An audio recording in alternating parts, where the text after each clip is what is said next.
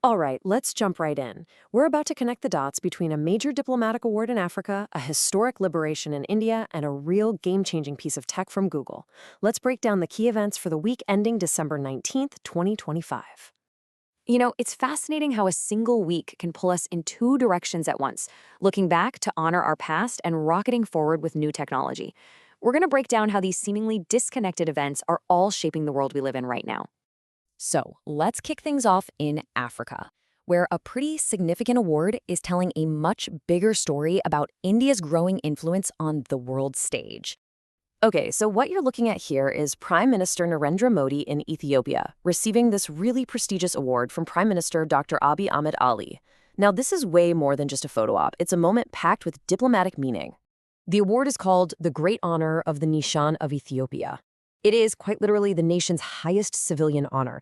It's reserved for leaders who've made just an extraordinary impact on international relations.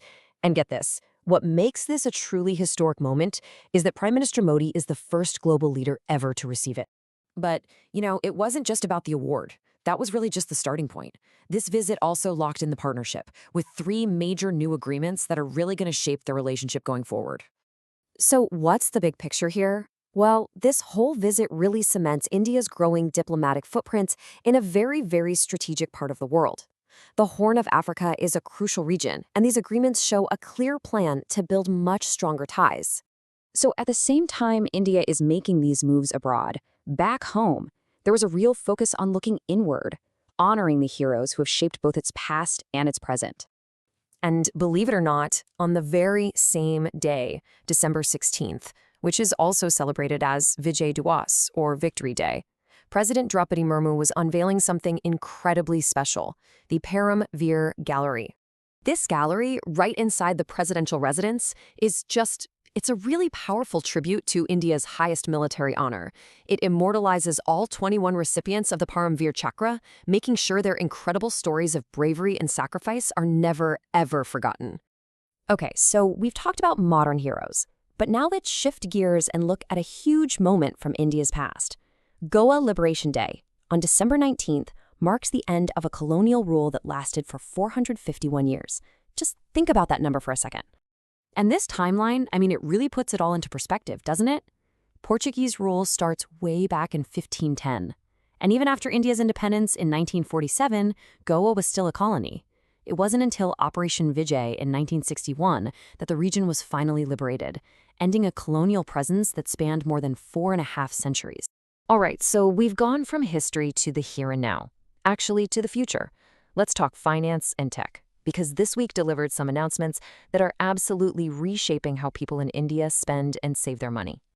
Let me ask you something. We all know how fast payments are changing, but what does it really look like when a credit card is born digital? When it's not a plastic card first, but an app first? Well, this week, we got a pretty huge answer to that question.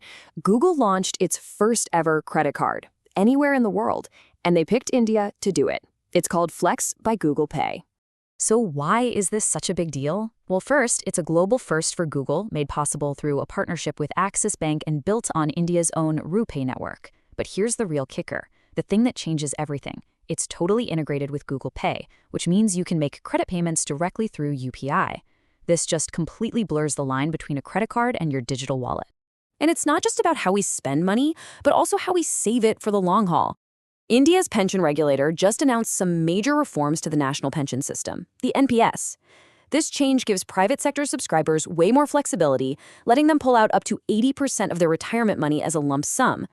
That's a huge shift in control over their own savings, while the old 60-40 split stays in place for government employees. Okay, for our last stop this week, let's fly over to South America.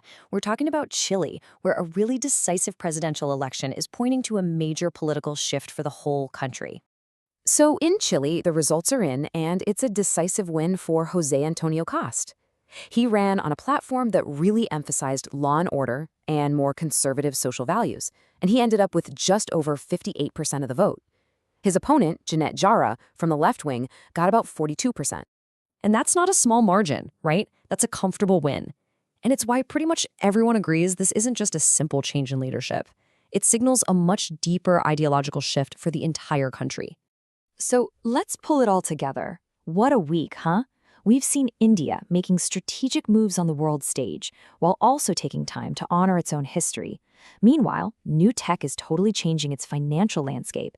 And then you have a big political shift in Chile that reminds you just how quickly things can change anywhere in the world. It kind of leaves you wondering, doesn't it?